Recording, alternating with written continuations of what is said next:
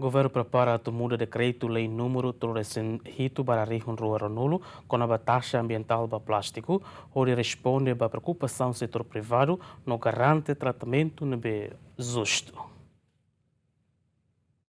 E a âmbito de discussão o setor privado sira e relançamento do relatório de desempenho econômico Timor-Leste, tinha região Ruaranulu Recém Lima, empresário timoruan sira questiona a aplicação taxa ambiental por cento tolo nulo para embalagem plástico, nebe considera carrega taxa asli para empresa nacional. Empresário sira afirma taxa ambiental idane cria injustiça para empresa nacional. A tamba preocupação ne vice-primeiro-ministro no ministro coordenador assunto econômico Francisco Calbuadilai Hatete, governo Hahuana discute com a entidade relevante sira atu prepara muda decreto-lei número tolonulu resinhito para rihun Ruaranulu com a taxa ambiental para plástico, onde responde para a preocupação do setor privado no garante tratamento nebe justo.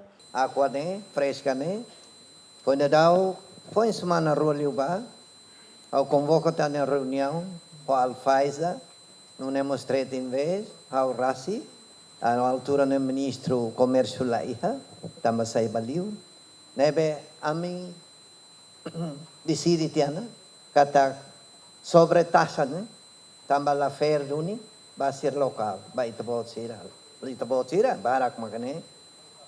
30% ane sandet. E o produto ane não temos mais o livro. Também agora buka dalang ida, ba muda falei ne para tem que hatung. Sira na bem maka itabot sira halo produto iha Timor.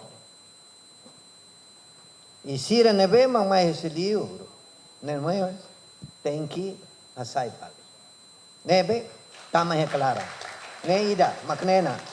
Me cai de sini, lorba conselho ministro, mambot mas rona hela, ministro terceiro rona. Recorda que a início tinha região Rua Sanulu Recensia e a mandato oitavo governo nebe forma husi coligação entre PLP no Kunto, no viabiliza husi fretilin aprova resolução governo ida com nova política zero plástico, com intenção a torrar redução da utilização plástico e a Timor-Leste. A reforça política da oitavo governo aprova decreto-lei número tolonulu recinhito para região Ruaranulu, onde regula plástico sira nebe tamamai Timor-Leste. Governo mos decide onde aplica taxa ambiental por cento tolonulu para embalagem plástico sira nebe operador econômico sira importa. Bem-vindo a Simão Ximenes, GMN.